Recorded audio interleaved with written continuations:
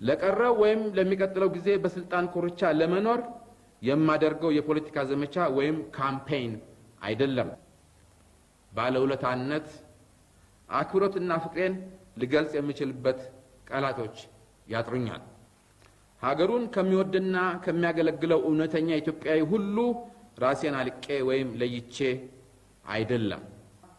በተሳተፍኩባቸው ተግባሮች ሁሉ በግሌ ህልናዬን የሚወቅሰኝ ነገር ካለመኖሩም በላይ ከኃላፊነት ለመሸሽም አይደለም። ያልቀመሱና ያልተጠበሱ በዚህ ህይወትና በዚህ ስልጣን ይቀኑም ይሆናል።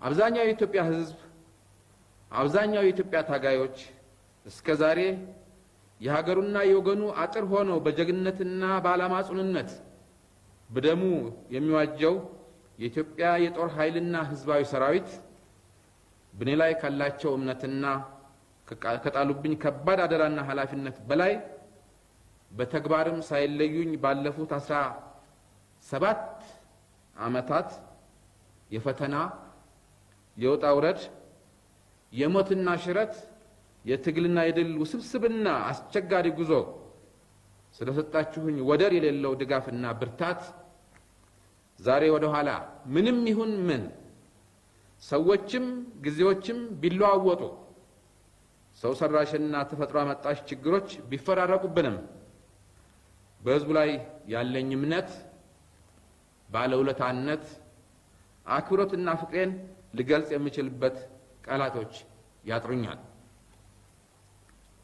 ይህንን ስል ለምን እንዳልኩና ምን ማለት እንደሆነ መላው ህዝብና የትግል ጓዶቼ በቅን ልቦናና በአስተዋይ ህሊና እንዲመረምሩት፣ እንዲገነዘቡት፣ እንዲያውቁልኝም የምፈልገው አንደኛ ሀገሩን ከሚወድና ከሚያገለግለው እውነተኛ ኢትዮጵያዊ ሁሉ ራሴን አልቄ ወይም ለይቼ አይደለም።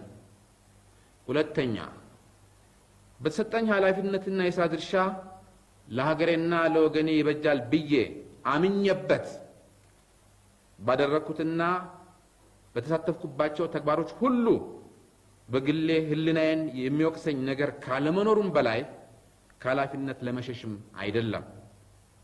ሶስተኛ ለቀረው ወይም ለሚቀጥለው ጊዜ በስልጣን ኮርቻ ለመኖር የማደርገው የፖለቲካ ዘመቻ ወይም ካምፔይን አይደለም። አራተኛ ለ17 ዓመት እጅግ ከባድ፣ እጅግ ፈታኝ፣ ውስብስብና አንዳንዱ ፖለቲካዊም ወታደራዊ መፍትሄ አልባ የሆነና በጠቅላላ ሀገርን የመምራት ኃላፊነት እያንዳንዱ ዜጋ የራሱን ግላዊ ህይወትና ቤተሰቡን ብቻ እንኳን ለመምራት የሚገጥመውን ችግርና ያለውን ብቃት እንዲያመዛዝን ነው።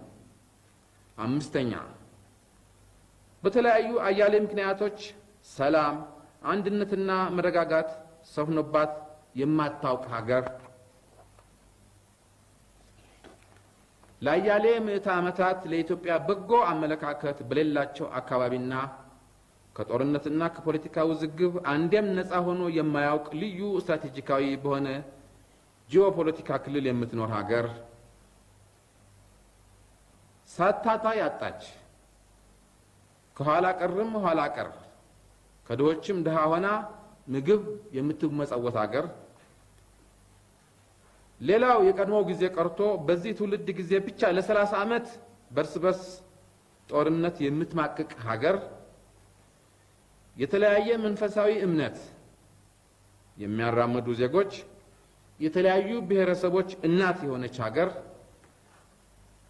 ገናና ታሪክና ባህል ያላት የነጻነትና የአንድነት አርአያ የሆኑ የሀገር ወዳዶችና የጀግኖች ሀገር የመሆኗን ያህል በተቃራኒ ወይም ያለመታደል በየዘመናቱ የባዕድ ቅጥረኞች፣ ከሃዲዎች፣ ባንዳዎችና ጎጠኞች እንደ አሸን የሚፈሉባት ሀገር መሪ የቱን ያህል ከባድና አስቸጋሪ እንደሆነ እንድትገነዘቡልኝ ነው።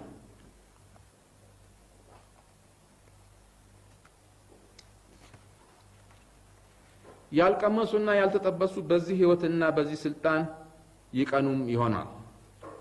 በዚህ ምክንያት ይህም ህይወት ምቾትና ድሎት መስሏቸው በመቅናትና በመንጠራራት የቱን ያህል ችግር እንደፈጠሩና ለመከላከያ ኃይላችንና ብሎም ለሀገራችን መዳከም ይህም ለወንበዴዎች መናጠጥ ያደረገውን አስተዋጽኦ ልትገነዘቡልን ይገባል።